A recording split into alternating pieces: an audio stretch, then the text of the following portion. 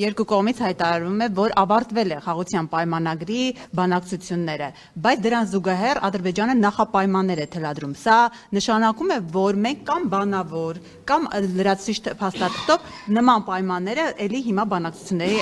թեմա ենք դառնում կամ դնում ենք սեղանին։ Այդ նախապայմանները ինչ փաթեթավորմամբ եք հիմա դուք բանակցում Ադրբեջանի հետ։ Այդ նախապայմանները, որպես իրար ճիշտ հասկանանք, հնչեցվել են եւ նախկինում եւս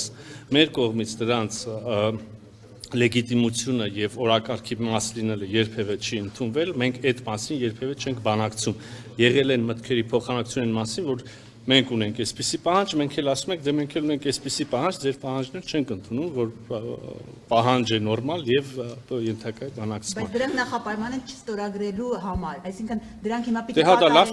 կատարեն, չէ, լավ չի, որ այդպիսի նախապայման են դնում։ Դե եթե ստորագրումը արդեն կարողանանք անել եւ մենք հուսով ենք եւ պատրաստ ենք, որ պետք է արդեն ձեռնամուխ լինենք ստորագրմանը, մենք երեք նաեւ առաջարկեցինք սկսել խորհրդակցել կոնկրետ տեղի ժամի վերաբերյալ,